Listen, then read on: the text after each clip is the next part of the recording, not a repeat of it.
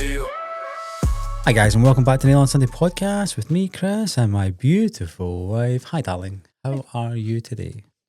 Tired. Tired? Long week? Very long week. And I woke up at 4:45 and was it 4:45 or 3:45? Can't remember. And then I was awake for at least an hour, maybe a lot longer, just overthinking.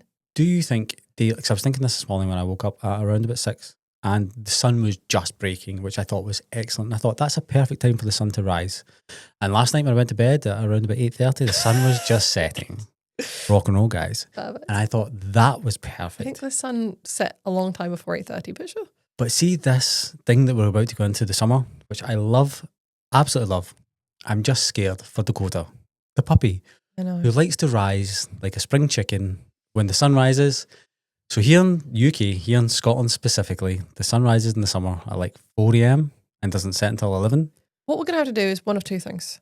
Get him a sleep mask, or black out the whole house. Or just not cut his noodles so that he just drips over his eyes.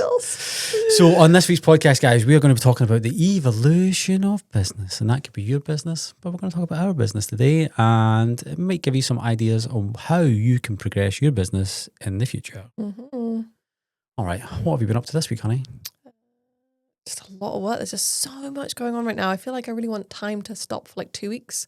If everything could just stop for 2 weeks, it would be excellent. Just like give me time to sort of catch back up. There's too many things. One thing I would say is right now, there's a lot of stuff trickling into the warehouse for a future product line. And I've started to put things on the shelves. By me, I mean sometimes the staff. Sometimes me, sometimes the staff. And the more stuff that trickles in, the more I realise I have no clue on how much stuff and space is needed for this new product line. When is it coming? September. No, I think it's going to come. When is it being released, do you mean? Yeah, September. Right. So I've basically got 4 months to figure it out. Yeah. This is intense. There's lots and lots and lots of stuff coming. I know we keep saying that, but I don't think people understand, because I don't think you understand that you've not told me how much stuff is coming. A lot.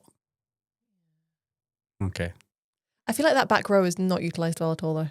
It's not, because we don't really know what to do with it. And the problem is, There you go, that's what you do with it. there is not enough shelves to make it more sustainable. And the problem is like new colours and stuff coming in. Like, so this year alone, we've got... Hang on a minute, let me think about this. Oh, here we go, guys. She's doing math again. Let me just tell you guys. Yeah. Because of the alphabet, we put things into alphabetical order on the shelves, and we are zoned out until the end of the year because we have all of the colours. Up until Rebecca decides to bring new ones in. I don't think you have the new colour. Hmm? Do you have a sticker on the shelf for a colour called whiskey? That's quite far down. Can you give me maybe like a C? Okay. Is there one called caramel? Yeah, there is. There you go. Okay, you do have that. Interesting. Yeah. But then I also just like introduced a whole new... Line. Yeah. Yeah, that's what I'm scared about. And then, of course, there's next year. And then what about all these specialist ones that we're going to be doing? Yeah. I think you just have to have less on the shelves. Yeah, maybe. Just one Mackie, no box. One thing I would say is the evolution of our business is changing all the time, and that's what leads us on to today's podcast. Yes. So this one's a hard one. Hang on. Forgot to tell them about Unit 4. Oh, well, I mean, we've touched on it the last couple of podcasts. So in 2022, we moved to the park that we're in just now. This is part of the evolution of our business. And we took unit number 5, which, Mambo number 5. We took unit number 5, which we were in desperate need of. And we were thankful to get it in this beautiful little industrial estate.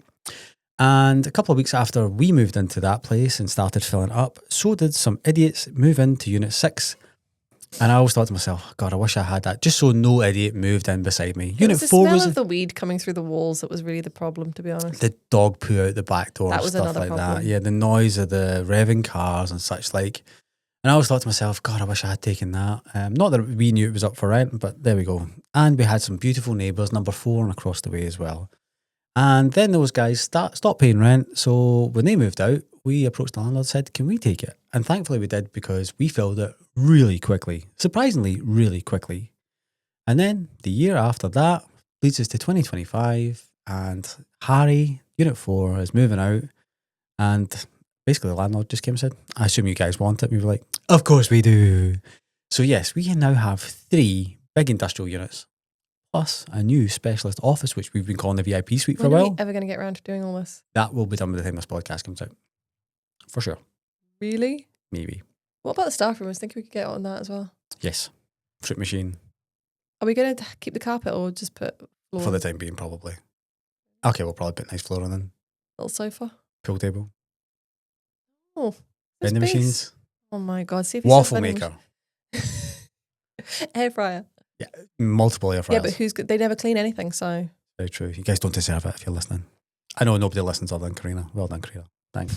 You're my favourite this week. So yeah, let's start with the evolution of our businesses. How each of our businesses led to the next. Let me tell you a story, guys. Picture it. It's 2011. It's January. You know, there's not really a lot going on. Rebecca decides one day to go For context, people, we love doing things in January and February, particularly February. Rebecca goes to get her nails done. And she comes home from that nail bar and says, the other half of the nail bar is up for rent. I was talking to the guy who owns it. Do you want to do fish pedicures? I've never seen one in real life, never had one done. How did you know about that? Did he mention it? He thought he was going to do it? No, I'd seen it on TV, Okay. right, before. And then I think, I can't be 100% sure, but I think I was getting my nails done. There was a TV on behind him and it had the fish pedicures on it. All right, there you go. I think. Okay. Right, so never seen one, never had one. Didn't really know anything about it other than it was all the rage. For you guys who don't remember much, Google was just... Remember much, you don't remember much. Google was fairly new in 2011, so you could only Google... Okay, fair enough, it was around. It was not. So I was quickly Googling this and I thought to myself, this is impossible, but it was very big in places like Turkey and stuff like that. It was, And what's it called? Aquashaco. Aquashaco.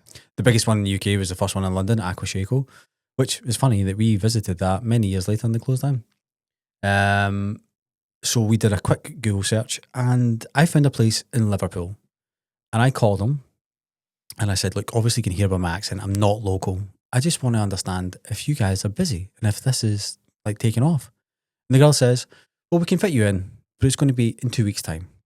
And I thought to myself, great, hung up the phone and I said to Rebecca, let's go on this. Because to begin with, he said, don't be so ridiculous. Of course. And how many weeks was That it? was like a couple of weeks. 2 weeks. 2 weeks. 2.5 weeks we opened in that place.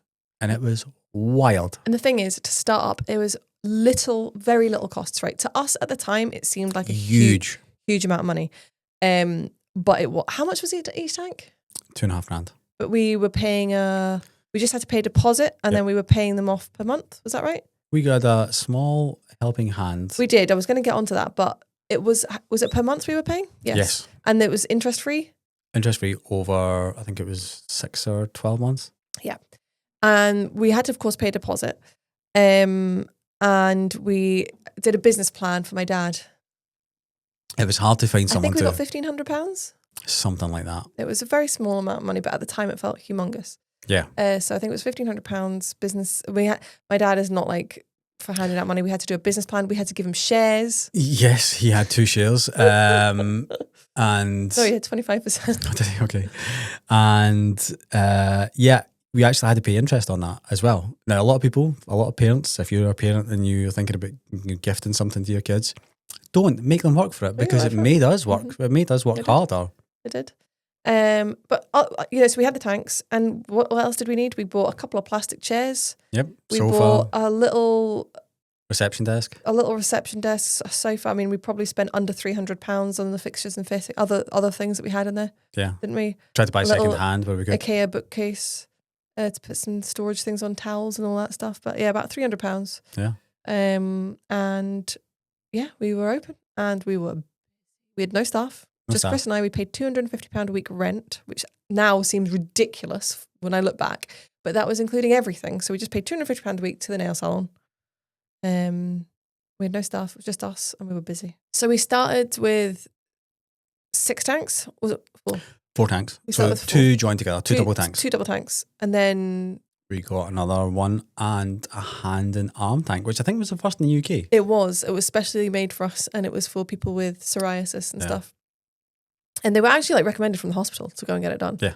And until we got the hand and arm one, we had people that would like have to kneel and stuff like that. Obviously, not a lot of people get the hand and arm one done, but the thing is, when people heard about it and they realised it was good for that, they would come in specifically. Yeah. You know, they'd book out a certain time when it was quiet and get that treatment done. Yeah. So we thought, how can we adapt? Yeah. So we got a specific hand and arm one, which was of course standing, which people could just lay their arms in without having to like kneel over or hunch over and stuff. So yeah. So that was really, really busy. Very quickly, we realised we needed another tank. We needed some staff. Just so we could get a day off because it was 7 days. Yeah, 7 days. We were open 7 days. We've always been very much into the being open 7 day thing. So yeah, we then decided that it was so popular because we were the first one in Scotland that we would open another one. We'd seen them start to pop up in shopping centres. Shopping centres specifically, not a standalone place like ours was. Yeah. So the second one that we opened was a shopping centre one. In Greenock's. In Greenock. Why? Oak. God. Because it's the only place it would take us. Was it? Greenock's Oak Mall. Now, No. I will say that Greenock has probably changed a lot since I'm then. sure it has in the last 10 plus years. 15 years. But I my will God, say it was rough. rough as Hard. toast. Yes. Probably If the you're not roughest. from Greenock, you're frowned upon. As in, everyone knows It was everyone. the weirdest thing, wasn't it? So We'd never been anywhere like that. We had to have staff who was local and who knew everyone, and everyone knew everyone, which was one of the. If you weren't a Greenockian, you weren't welcome. It's one of the hardest things as well because they know everyone. They would just stand and talk all day. It was so rough. People would like throw coins in the Like a tanks, wishing well. like a wishing Flipping heck. which would poison the tank. Oh man, it was so bad. We weren't in there for very long before we gonna say- realised we need to get out of the shopping centre and we moved into a standalone place. 10 to 12 weeks, I think it was. Yeah, we were like, we need to get out of here. People were like throwing stuff in the tanks. It was just brutal, wasn't it? Hard. And you would get a phone call from the girls to say, like, one tank has died. Plus, it was like the whole cleaning thing and having it in a shopping centre just really didn't work because you had to. Did we have to keep it down a corridor or something? The water butt tank that was yeah. filtered and. So we had a pre-treated Yeah. butt of water. Yeah, which was down a corridor and they could only do a clean out at night time after. And they'd have to walk it through. It was just a bloody nightmare. Anyway, so we then went into a standalone unit, which we had the lease for. That was our first essentially proper commercial lease. Yeah. It was a very small little place. But it was kind of in a busy area of town, even though it was like a small, not in the city centre or town centre part. It was a busy little area because the college and stuff was up there. There's a train station up there. So we It was a thought very small unit, very small. but it was too big for just fish pedicures. Yes. So that made us think to ourselves, what else could we do? And the girls who were working for us at the time in the shopping mall showed interest in other things. They had in a the lot beauty of line. Yeah, a lot of it. I think one of them had actually done beauty. Maybe? Ashley? Yes, actually. The one Yes. who didn't last. But yes, the other girls, yeah, they were interested as well. So we paid for the staff to go on courses to learn treatments. Like lashes, Lashes, nails, spray tan. tans, all that Yeah. kind of stuff. And we had a little nail desk. I think it was me that started doing nails there. No, did I? No. No. Who did the nails? Can't even really think now. Can't remember her name. Were we doing fingernails or were we just doing toes? No, we're doing nails as well. Okay. Because I had already learned at that time to do like minx Yeah. toes and rockstar nails. Wow. Rockstar. What's a rockstar nail for A anyone? who doesn't know? rockstar nail is like a layer of gel with just pure glitter poured onto it. Yeah. Excellent. Messiest thing in the world. Not great. Not something you want near fish. put It's it that not way. something that you should be doing. But anyway, so yes, we had one small treatment room and one nail desk. And it was quite successful. It was relatively busy. It was fine. One of the biggest problems is we lived in Dundee at the time, Yeah. which is over 100 miles away. Yes. So if there was any issues, Yes. So we had the place in Dundee with the fish pedicures, and then we had the place in Greenock. And we would travel down, I think, once a week, and we would stay. One of us would travel down and then stay at your parents' house, if I remember yes, correctly. luckily my parents stayed relatively close by. About half an hour away. Yeah. Yeah. So one of us would go down, we'd stay at your parents' house, and then go and help out in the store in Greenock. Realistically, in our head, What were we doing? it wasn't that viable. I think we knew it wasn't that viable, was but we just so continued with unviable. it. And the other thing that we were trying to do is we were trying to put down roots in the West Coast. If you don't know anything about geography in Scotland, Dundee is on the East Coast, as Chris said, about 100 miles away. The West Coast, it's on the West. And, Greenock's on the West Coast. And Chris's mum was ill at the time, and we were thinking about like trying to put down roots on the West Coast and moving back there. I mean, truth be told, you only lived in Dundee because of your ex-partner who'd got a promotion there and stuff like that. So yeah, we were looking at trying to put down roots there, which that was our first step of doing that. So I'm not sure how long had passed, but we decided that in January the following year. So Yeah, so exactly only 1 year January, later February. in January, where we decided to look for commercial property in the west coast of Scotland and close to my parents. in Paisley. In Paisley. Yep. So Paisley was about 25 minutes from Greenock. Yeah. So it was but it's the all doable. biggest town in Scotland. It is, yes. Yes. It's essentially it's attached to Glasgow. Yeah. So we started doing that. We found something that we thought we really wanted. Huge. They messed us around. And do you know, so many times... Oh, we forgot about one thing that happened in between that. Airport? The airport. I wasn't going to touch on that. I think we talked about it before. We got the contract for Glasgow Airport to have fish pedicures in there. Ultimately, and we had to jump through hoops and hoops and hoops. Ultimately, it fell through, but it was such a blessing in disguise. Yeah. Everything that's ever fallen through for Chris and I has been such a blessing in disguise, and really goes to show that saying what's for you doesn't go by you. And I so believe that. If something is just, you really want something to happen, but it's really just not fitting and not working, Stop forcing it. Stop forcing it. Just stop forcing it. Maybe it'll happen at another time, in another way. So yeah, we tried to get this place. We really wanted it. We were so desperate for it. There wasn't a lot available in Paisley at the time, but they just messed us around and it was a nightmare. And then at the last minute, did we see a sign? No, the landlord was showing us something else and he said, come and see this one. It's just come up for rent. And we went in. Was it the same landlord? Yeah. And it had 2 pre-built rooms, 2 pre-built offices. Yeah. And we walked into there and went, that's the perfect size for a beauty bed. It was cheaper. It was arguably a better location. Arguably. Just off the main street. Just off the high street. And he was like, and we said, how quickly can we get in this? Because they'd been messed around. He said, you can get in next week. Yeah. Or you can get it tomorrow. Can't remember what he said. Something to that effect. And we were like, we'll take it. Let's go. Yep. So at the time, I didn't have any formal qualifications for beauty or anything like that. Dabbled in nails. I didn't have any formal qualifications, and did we close Greenock at the same time as we moved to Paisley? No, that was afterwards. Right, so there was a bit of a crossover. Yeah. But we did put one tank in Paisley. So I think we probably we did have a tank left over, didn't we? Yeah. We did. From when we moved to, because in the Greenock one, oh no. That was different tanks. Oh yeah, from Dundee. So we had a tank in Paisley, but we'd obviously gained that little bit of experience from having the salon in Greenock, and we decided that we were going to hire beauty therapists and have a beauty salon. Yeah. So we hired 3 beauty therapists. Yep. It was very basic in that. Again, we did not have much money at all. It was all very, very basic, but it worked for the time. The office carpet that was in there stayed in there. The office carpet stayed for years. Yeah. Years and years and years. Till we started realising that glitter can't be vacuumed out. And we can start asking for the landlord to do things for us. Yeah. So we had 3 therapists and we did all treatments. But I very, very quickly realised that I cannot be managing a beauty salon if I do not know how to do the treatments. And Rebecca was very vocal about it, and she put herself on all these courses. I did. Like I said, I'd already had a step up with the nails, because when we were in the nail salon, somehow we just ended up managing the nail salon when the owner would go on holiday. And I ended up learning mostly from just watching. Yeah. I would watch and I would learn, and I would get to do like bits of the treatment and stuff like that. So I'm very much a self-taught. I prefer to self-teach. Of course, I went and got like qualifications when I realised that I would need them. But yeah, so went and did all the courses for lashes, lash lift, HD brows, spray tan. We did so many things, all different facials, everything. And that was I'm so glad they did that. Yeah, for sure. Because it gave you an insight to everything, and you can't offer a treatment, you can't sell a treatment unless you know really what was going on, you know. So was that 2012 we set up there? Yeah, 2012. And then what year did we start the boutique? That was 2014. Because we got married in 2016 and it was well underway by then. It was well underway by then. So after a little while, and we were selling retail, like we've always talked about, was a big part of our salon. So we would sell like fake lashes, spray tan. We had hair pieces. Yes.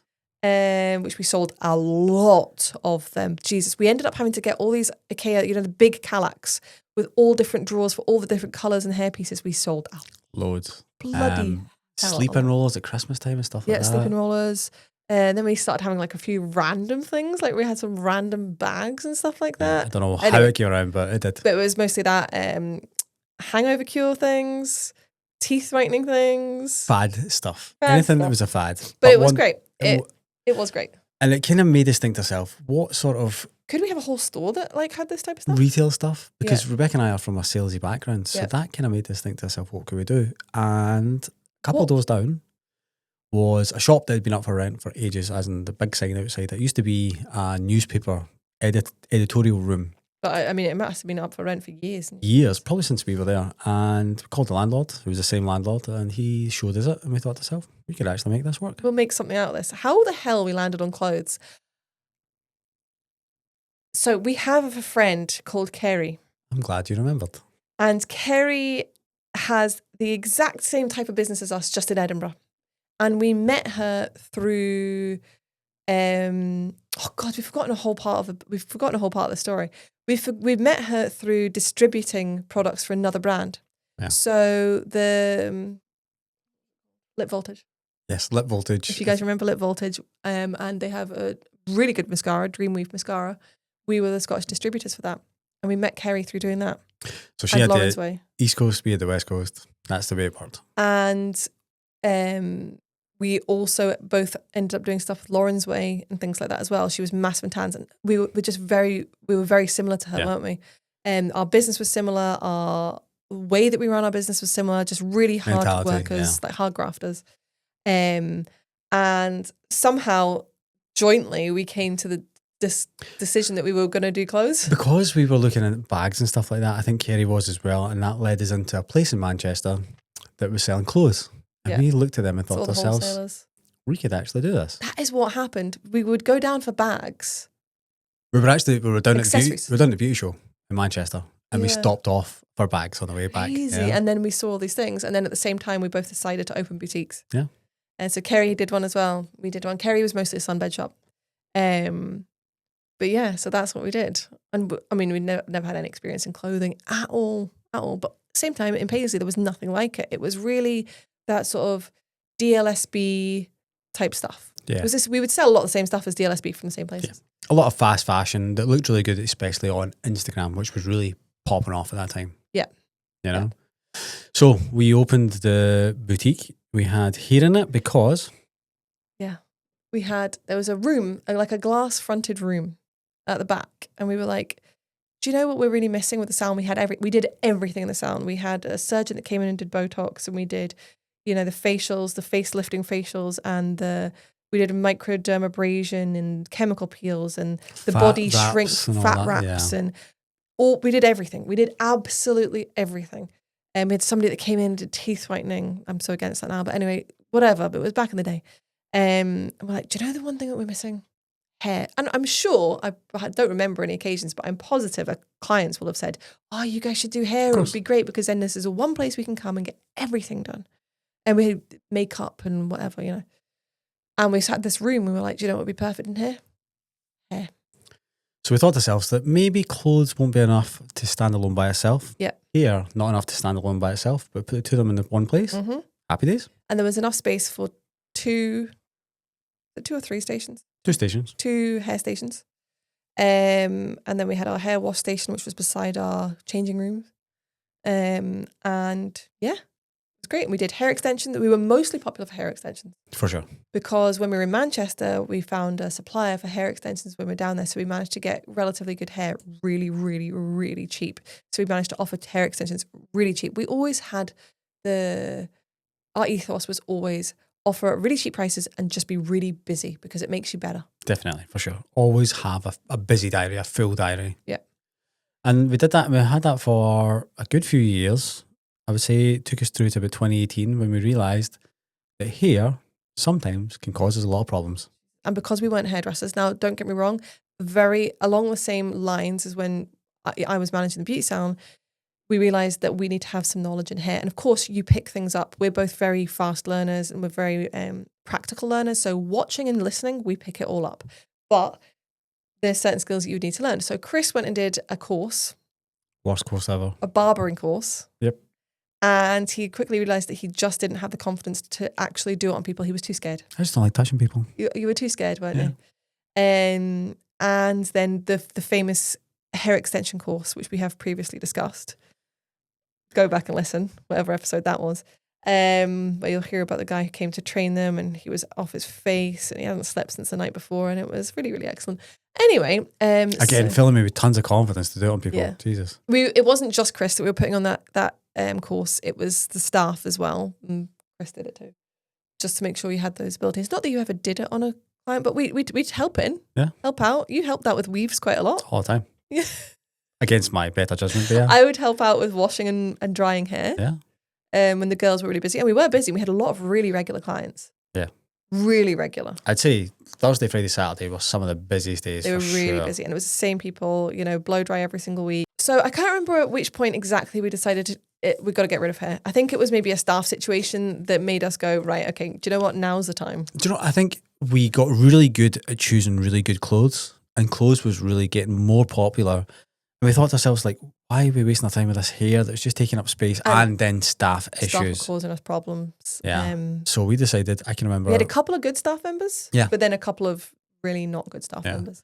And I can remember you and I were weighing things up and I thought to myself, like, if we just close this down, rebrand as a brand new, like, fast fashion, not that I agree with it now, but it was very popular back in the day, fast fashion clothing store in a relatively busy town, we could actually really make something. And if you guys keep hearing us saying, not that we believe in it now, this is just a perfect example of how it is okay to change your mind. Changing your mind shows that you are open and willing to grow as a person. It's really, really important. It's okay to say, do you know what? Didn't like that we did that.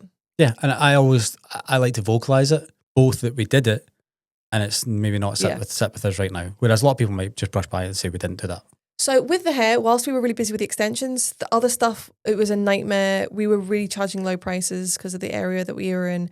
And it definitely wasn't keeping us afloat. So we decided to get rid of the hair room and wash station. But what we did is we had a little space upstairs in the salon. Our salon was really big. And there was a whole room that just wasn't being, we called it the boardroom, remember? Yeah. And it was literally a room where we just threw crap. But it was a massive room. I mean, the room must have been 10 meters long, maybe bigger than 10 meters. This is about 5. It was at least 10 meters long by 6 maybe? Yeah, 10 by 6. So it was a great big room. And it was just that, like, we ran out of time and we didn't need the space at the time that we were, like, renovating everything. But what we ended up doing in that room is we built within the room another beauty room because it was too big on its own to be hair or whatever. And then we had 2 really nice hair stations. And then there was a perfect little space for the hair wash station. Yeah. And well, the idea was having, like, a makeup station for self-employed makeup artist. And then for Dale, who worked in the boutique as a hairdresser downstairs, come up and continue to work with us and do hair extensions. And then what was the hair room turned into the office because we also then went online. Yes, and that was a big kicker. Like, moving online was one of the best things that we ever did. So yes, we rebranded, which was a big changing point. We went from what was called Glamour Boutique. I'm just going to say the names because they're dead now. Glamour Boutique. We moved over to Lixie, Lixie, which I believe is still actually on Instagram, still alive. So you need to realise why we did that. So our salon went from Glamour Us, really cool name, guys, to Elixir Lounge. When we moved upstairs, we completely rebranded and built a beautiful big salon. And then we had the Glamour Boutique because we had Glamour Us, and that fit together. And we wanted something that would fit with Elixir, and that's why it became Lixie. Yeah. And it was a good name that wasn't taken, which is hard to get these days. So yeah, we moved over to that and we decorated inside. We filled it full of clothes. We changed our outlook. We built a beautiful website using Shopify, not sponsored, but you could probably get 10% off in the link down below. I don't know, maybe. And it was really, really popular. Yeah. It went really off. Like, people were anticipating, like, opening day and stuff like that. I remember we opened on February 14th.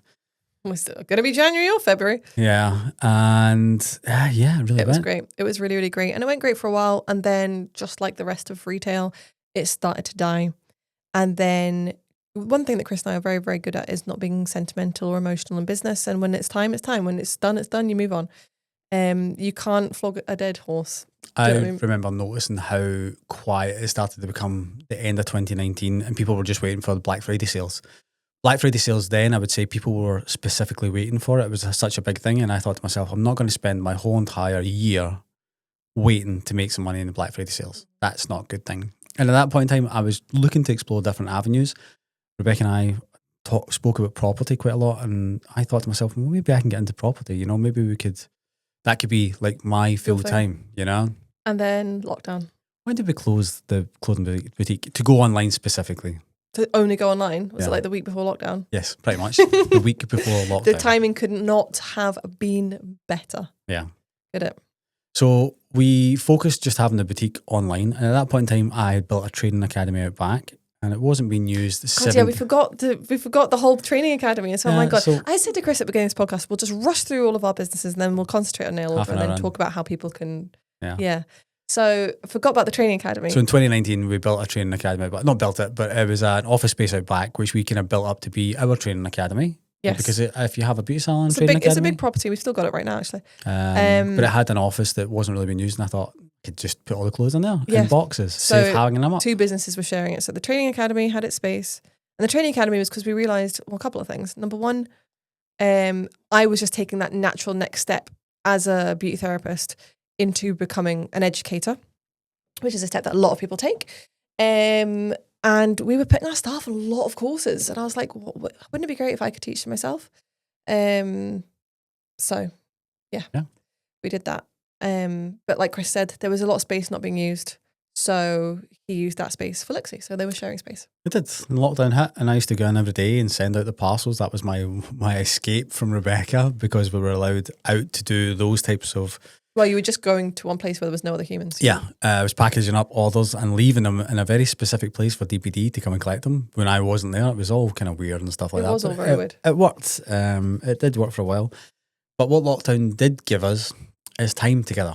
Time away from work to work on work. And there was things that we had always talked about, like to touch on what we talked about earlier, retail had always been a really big thing for us. And there are things we talked about so many times that we didn't have the time to do. There's 3 things I'm going to say that we had discussed doing ourselves, but we had no knowledge of how to do it, no time to do it because of the other businesses. The 3 things were gel polish. That was 2019. We talked about that. In the summer of 2019, outside Wetherspoons, we saw a gap in the market for a gel that was made in the UK or EU, was HEMA-free, and was just really, really good. Yep. Cuticle oil. Talked about that all the time because you used to sell bucket loads in your salon. So much. We were getting so pissed off with the brand that we were using, because the price was going up, the margin was going down, the amount people were getting going down, and all the rules they had about how you could sell them, or you can't put them online, you can't do this. I was like, it's our business. Like, the more we sell, the more money you make. It was Absolutely. A joke. Yeah. And then the other thing was that Chris had said we were so big with full cover tips. Chris said you should do your own range. Why was that? Because you used to buy from so many different brands. We used several different brands and combined it together to make our own thing, because we didn't like one brand consistently. Yeah. And I remember when you were training to do full cover tips for another brand, I remember driving home and you'd be like, I just don't like the way they do it. Yeah. And that's why I was like, you could do your own. Yeah.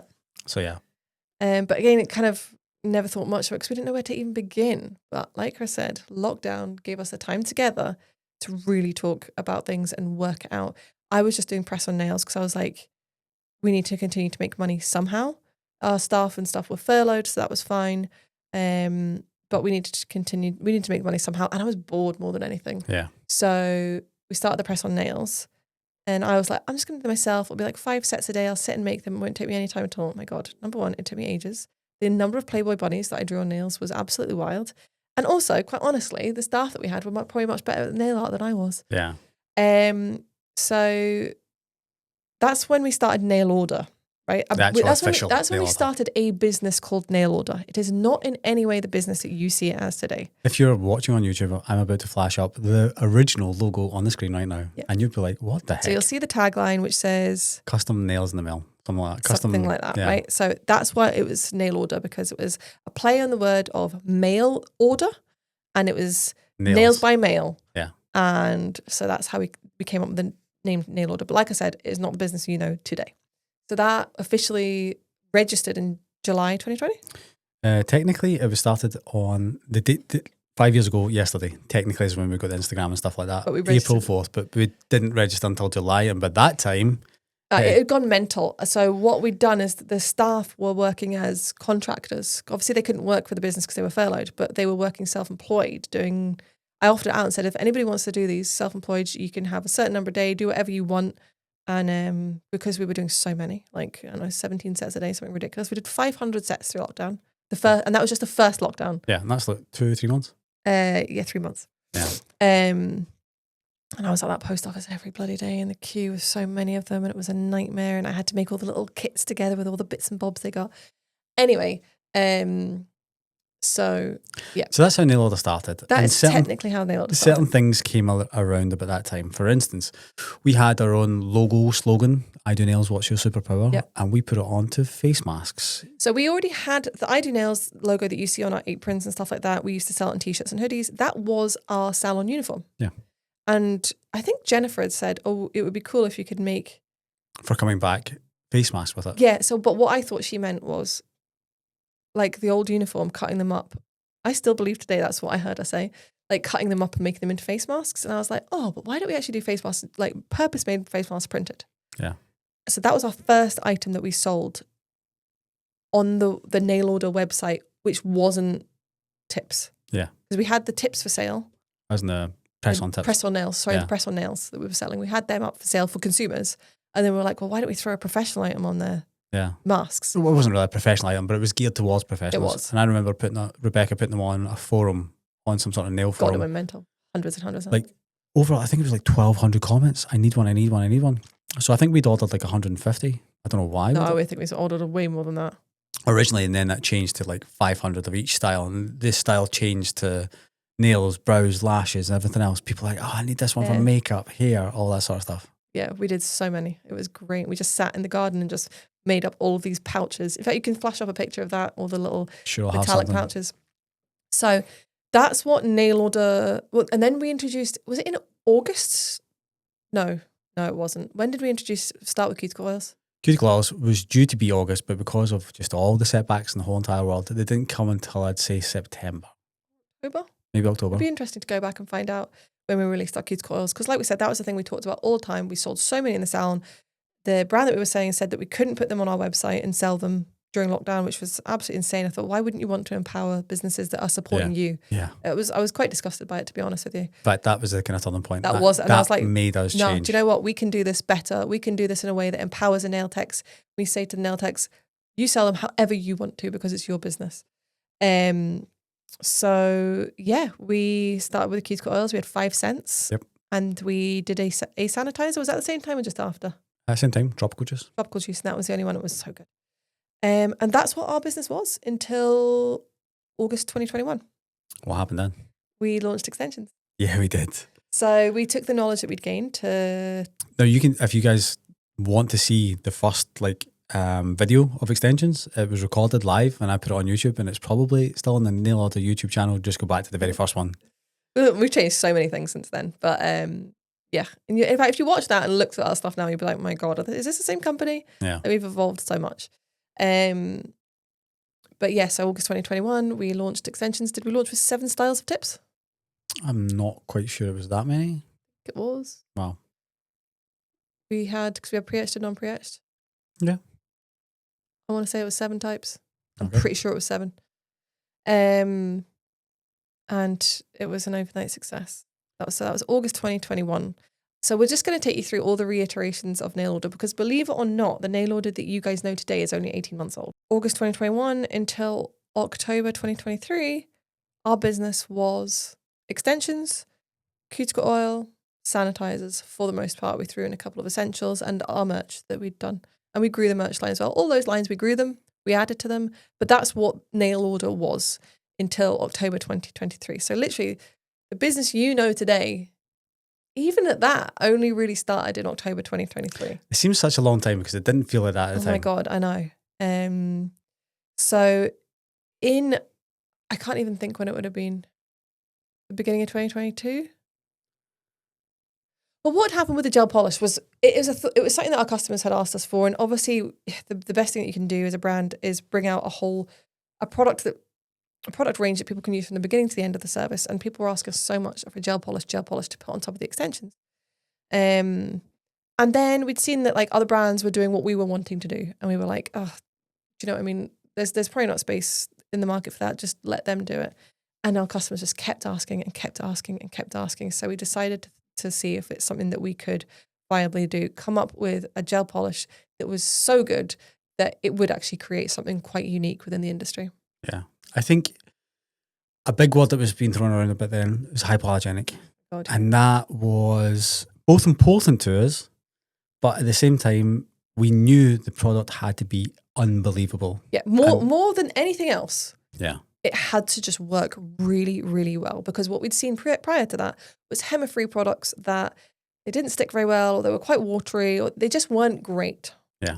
So we set out on a bit of a mini mission between ourselves. I remember speaking in a camper van, you and I, over some mussels or something. Do you know what's funny, right? Is that it was actually the second, we dabbled in it, because I've got samples that are actually in the stockroom in the academy from a first time that we would have asked for samples from different places, including a factory that we use today for something else.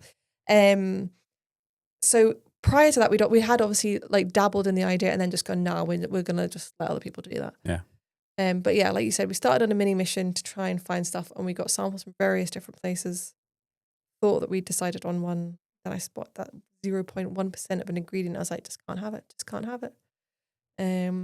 That goddamn conscious of yours. I know. And then we accidentally came across our brand. It wasn't accidentally. Our manufacturer, sorry. Somebody forced you to go back and see them. You did, actually, yes. Yes, I did. So I'll take full responsibility for having the most amazing gel polish. The pigment is unreal. Yep. The way it swipes on is unmatched. Everyone says it's the whitest white and the blackest black. Yep. It's done so well with that. I know. And at that point in time, when you were sampling it, I remember you saying, we have to do this. And then it took us about 18 months to bring it to market. Why? It's just such a big quiz. We did 100 colours. 100 colours. And we did 100 colours in a very unique bottle that had to have a mould made and a whole thing. It is unbelievable. And do you remember the night of the launch?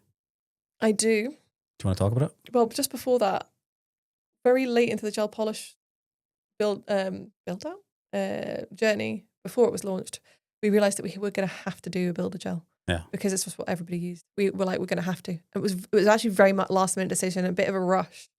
But luckily our UK factory at the time was only working on like a 4-week lead time. So it was okay. We only came out with 5 colours to begin with. Yeah. So that all worked together. I remember you saying 5 colours is enough. Yeah. 5 colours is enough. I'm not even going to lie. I genuinely believe that. I believe for one person 5 colours is enough, but not the same 5 colours is enough for every person. I think having 70, 80, 90, 100 colours of builder gel is ridiculous. Yeah. I think having crazy colours like black. Yeah. Yeah. Or red, your curing could be, I don't know. I've not found anything yet that would cure well. But also, like, we shouldn't be putting really pigmented products like that straight onto the natural nail without a base underneath. And most people paint over them. Yeah. You know? So we started with 5 builder gels and 100 gel polishes, and we went to launch. Mm-hmm. And we had hyped this up for weeks and weeks and weeks, thinking it was going to be the best thing because customers had told us so much that this is what they needed. Mm-hmm. We were hitting all the key points. I'm just going to tell you guys right now, you're liars. It had to be free of all these things. It had to be ultra pigmented. It had to be aesthetically pleasing. UK EU made. Had to be all these things. We did it all. We went to launch and it was terrible. It wasn't terrible. It was terrible. Honey, it was bloody terrible. Just face facts. It wasn't terrible. Why was it terrible?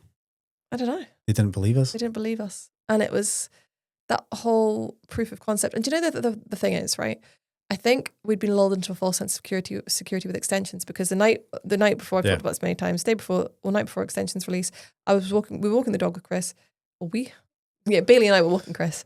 And I said to Chris, like, we might only sell like 1 starter kit because it's a relatively unknown treatment. We're not known for doing nail enhancement products, et cetera, et cetera. And we sold out. So we probably been lulled into that false sense of security of whatever we launch is going to be great and it's going to sell out and it's going to go mental. But we all only had a small quantity. 100 colours is not a small quantity, honey. No, 100,000 bottles of gel. Big, big. So big. And it was a slow burner, guys. It was a slow burner. So that was October 2023. We did not sell as well as we had hoped at all, especially considering the time and the money and the financial stress that we'd put ourselves through. You know, we didn't take out any loans or investors or anything like that. We did it all entirely ourselves. I lie. We got a loan from Shopify. Yes. But the difference with the loan through Shopify is that it's paid off pretty much within 6 months. Yeah. So it's taking a percentage of your daily takings and it's going straight back. So by the time we launched, we'd already paid off the Shopify loan and we didn't have the products to sell to make the money back. Does that make sense? So we were stretched so far. So stretched. We will do a financial podcast at some point in time and we might touch on credit card things then. Yeah. And so soon after that, we released, I don't think we released Angel the same day, did we? We can never remember. I don't think it was. And then Duragel not long after as well. And then spring came, we launched new spring colours and it was all building momentum a little bit. And then... let's just say key moments happened in the industry and we were perfectly situated. We really were. And the to Easter take advantage. sale, it was all it was all perfect timing. It was just like all the gods aligned, the planets aligned, and it was just perfect timing. And the Easter sale happened at the same time as all of these other controversial things happened in the industry. And I always think of that Guy Raz thing. Was it luck or was it hard work? And I think for us, we're going to do a whole podcast on that. I think for us at that point in time, it was all hard work. It was all hard work we'd laid all the foundations by doing pure hard work, because without doing the hard work, that little tiny spark of luck that happened at that time wouldn't have been able to come to anything because there would have been nothing to spark off of. And that's a perfect thing. So, and that Easter sale was a year ago. As we record this, the Easter sale was pretty much exactly a year ago. And that's what pushed our business forward. Let's talk about the Easter sale real quick, because you've touched on it quite a lot recently because of we're fast approaching the Easter sale. How did you feel around about that time? Excited? No, as in packing orders? Oh, God. There was a time, right, at the Easter sale where I was like, that's it. I literally just accepted my fate that I was now just going to pick and pack in the warehouse for the rest of my life. This was day 7 or something, day 10. Yeah. And I was like, that's it. Because the thousands of orders that we had, thankfully, we had just taken on at that time, literally just, the month before, taken on Unit 6. Yes. Yeah? Yes. Thank God, because we were having to make the orders into pallets. Yeah. We were having to palletize all the little orders that were coming in and put them on a pallet and storing it in Unit 6, ready for the DPD guys to come and collect, because we didn't have space in the other warehouse to keep all these thousands of orders. Yeah. You've got it now. Again, things align. And DPD were having to put on like extra vans for us. Yeah, taking Unit 6 was great because we had that and it was scary to take that back in. All these things just, they align, right? Yeah. So that's exactly a year ago. Since then, we have launched loads more collections, loads of colours, loads more colours of Angel. I mean, we're around 39, 40 colours of Angel now. Yeah. Started with 5 a year ago. Duragel, we've got a whole new line of Duragel, Flexigel. In fact, did we launch with Flexigel? Yeah. Yeah, we did. Duragel, we've got a whole new line. By the time you hear this, we'll have 4 lines of Duragel. I'm just going to tell you guys, I have no shelf space. It's really bad. And we've now launched Synergel just a few weeks ago, which is a whole new product. And then later on in the year, our business will take on a very different life again. It will. A very different life, which we're far too far away to talk about. But yes.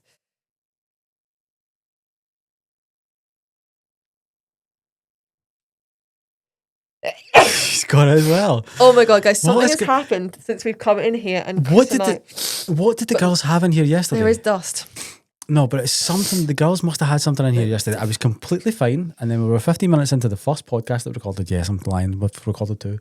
And there's something stuck up only my right nostril, halfway up, and it's digging in, and it keeps tickling. It's actually my right nostril that's tickling. It keeps tickling. It's so weird. Anyway, So yeah, nail order as you see it today is, I'd be hesitant to say 18 months old. I'd say about a year old. And its iteration as it is just now. So it's had there's been a lot of evolution through the brand, and that's why we always say our business is so young, our business is so small. And I feel like it's such a fraud saying that when technically it was registered almost 5 years ago. But Nail Order as the brand that sells gel products, nail enhancement products, is only 18 months old, and it's unbelievable what we've done in that time. And like I said, our business is going to change again towards the end of this year. Sort of third quarter of the year, it's going to change again.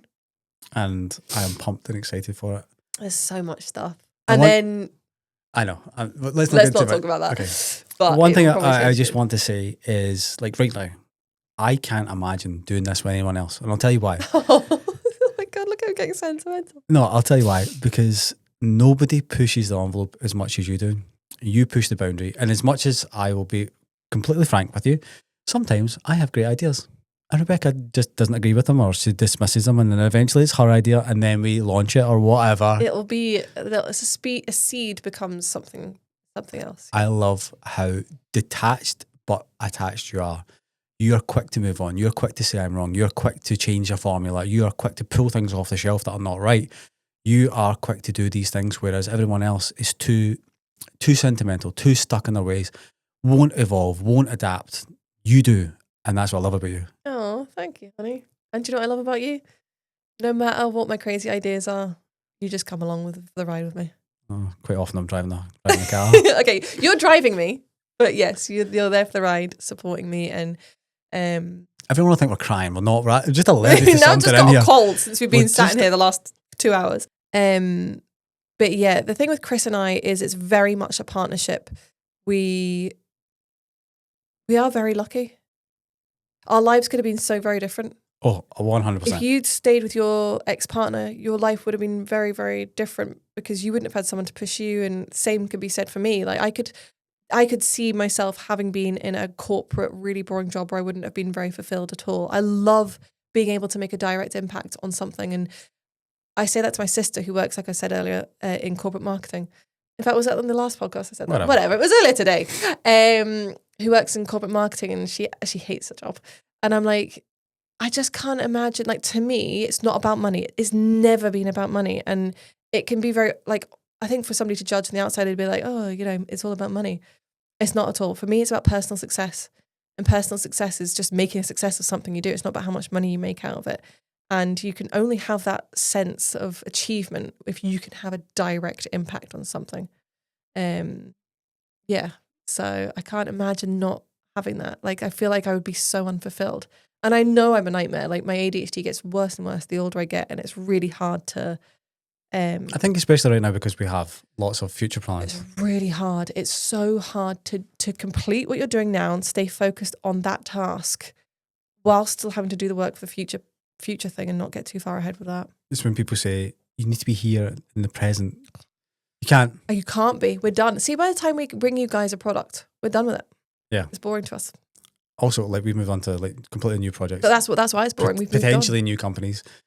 New samples are coming in all the time, and you're moving so quick, So I've got so many samples that I've not even managed to get to. But with all that being said, let's very briefly, because we've kept them for a long time, talk about how they could evolve their business, or what the evolution of their business might look like as an nail tech. It's like I say to you before bed, you've got 5 minutes, come on, quickly. Let's go.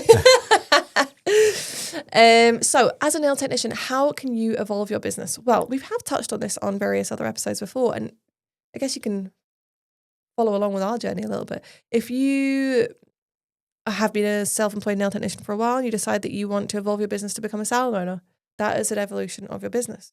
If you want to rebrand your business and do something different, that's an evolution of your business. If you want to close down your current business and do something completely different, like we've done so many times, they've all been related. And what Chris and I always say is that every business that we have had has directly affected the next. Has led us to exactly where we are right now. Without the clothes, without the hair, without the fish, without the beauty, without all of those things together, Nail Order wouldn't be what it was. 100%.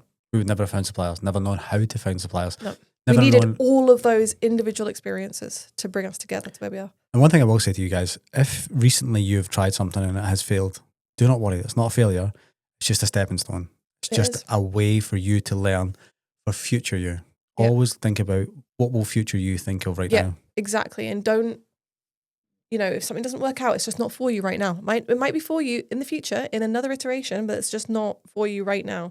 So don't be afraid to evolve. Don't be afraid to leave something behind if it's just not working for you and you're flogging a dead horse. You're like, this really isn't working. Don't just keep going at it because you're just going to become unhappy and disheartened. I don't mean like if you're a new nail tech and you're just starting your business and you've got to build the foundations. Like everybody starts somewhere, and it's so easy right now to compare your chapter 1 to someone else's chapter 20 because of social media. We didn't have so much of that problem when we first started because it wasn't like social media wasn't what it is today.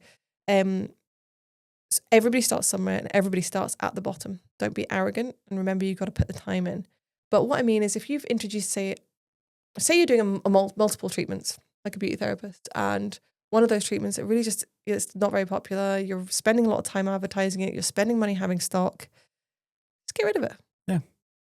Somebody else will want that stock. Somebody else will, if possible, somebody else will maybe do it in a different way. Yeah. Maybe because of the demographic, maybe because of the location. For instance, if right now you're trying hard gel and it's just not really for you, but it's only really one customer who wants their nails extended and they only ever like coffin, maybe full cover tips is better. But also maybe if you have only one client who wants extensions, just get rid of it. Evolving your business doesn't mean always expanding. Yeah. It can mean expanding. It can mean adding, but it can also mean niching down. And that can really evolve your business as well if you niche down. So don't be scared to try something new. Don't be scared to evolve because nobody made anything out of themselves without taking a risk. If you are a business owner, you need to not be risk averse. If you're risk averse, you're never gonna make that much of it because it's scary. And it is scary. And there isn't a safety net to fall back on in terms of wages and stuff like that. Well, unless, of course, it's your side hustle like we talked about before. But you've got to take the risk and you've got to try something to know whether it's going to work or not. Yeah.